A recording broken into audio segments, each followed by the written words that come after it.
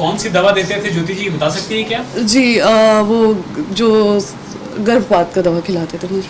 रात के 2 बजे वो लोग मुझे उठा के हॉस्पिटल ले गए और वहाँ पे मेरा इलाज हुआ। हॉस्पिटल का नाम मैं आपको दिखाती हूँ।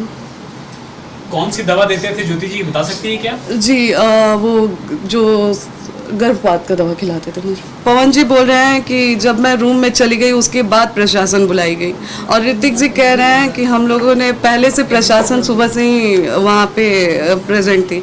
तो पहले तो आप इन दोनों लोगों के बात में ही फ़र्क समझ जाइए आप लोग कि दोनों भाई लोग अलग अलग बात कर रहे हैं। और दूसरी बात कि चुनाव को लेके कि इतना आप गिर गई, तो चुनाव को लेके मैं गिरी। मैंने उसके बाद भी एक वो डाला कि पोस्ट डाला कि अगर आप मुझे पत्नी रूप में स्वीकार करते हैं तो मैं आज भी चुनाव लड़ने के लिए मना कर रही हूँ और मैं चुनाव नहीं लड़ूंगी। मैं यहाँ तक भी बोल रही हूँ कि अगर आप मुझे बोलेंगे कि आप अपने परिवार से रिश्ता ख़त्म कर दीजिए, आपके साथ अगर आप मेरे साथ ये भी कंडीशन रखते हैं कि आप अपने परिवार से नहीं मिलेंगी, आप अपने मायके नहीं जाएंगी, तो मैं वो भी करने के लिए तैयार हूँ। चुनाव नहीं लड़ेंगी, मैं वो भी करने के लिए तैयार हूँ, लेकिन शर्ते कि आप मुझे पत्नी के रूप में स्वीकार करिए तब।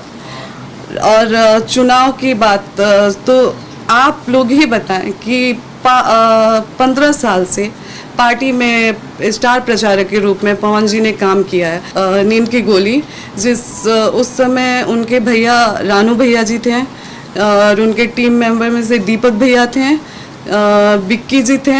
रात के 2 बजे वो लोग मुझे उठा के हॉस्पिटल ले गए और वहाँ पे मेरा इलाज हुआ। हॉस्पिटल का नाम मैं आपको दिखाती हूँ।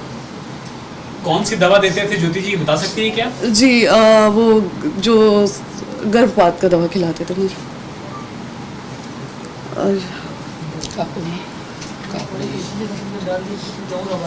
और हॉस्पिटल जिस हॉस्पिटल में मैंने नींद की गोली खाई थी, उसके बाद रानू भैया के द्वारा वहाँ पे पवन जी के पहले की टीम में से दीपक भैया जी थे, रानू भैया जी थे और बिक्की जी थे। हॉस्पिटल का नाम ये हॉस्पिटल है जिसमें मुझे 2 बजे रात को ले जाके इलाज करवाया गया।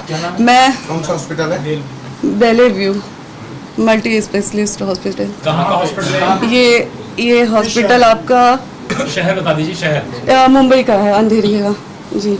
इसमें सारे डिटेल हैं अगर आप लोगों को पीछे से भी चाहिए। अच्छा, इनिशियल वजह क्या रही आप लोग के बीच में जो फर्क आया या डिफरेंसेस आए, इनिशियल वजह क्या? सर वही जवाब आज मैं भी चाह रही हूँ और वही जवाब के लिए मैं पवन जी से लगातार संपर्क करने की कोशिश कर रही हूँ कि एक वजह हमें भी बता दीजिए कि हमारी गलती कहाँ रही है। कितने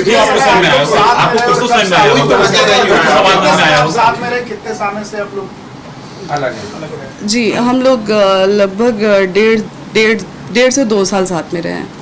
नहीं, फिर भी कोई वजह आपको जो समझ में आई? मतलब क्या इनिशियल जैसा कि जी वो हमारे साथ रहते थे और हमें मतलब जैसे दवा हमेशा खिलाते थे, तो उस चीज़ का भी मैंने विरोध करना चालू किया कि नहीं ऐसे नहीं होगा, मैं आपकी पत्नी हूँ, कब तक मैं ऐसे ज़बरदस्ती दवा आप खिलाते रहेंगे और मैं खाते रहूँगी, मतलब मेरे शरीर पे भी वो दवा गलत असर कर रही है, ऐसा नहीं।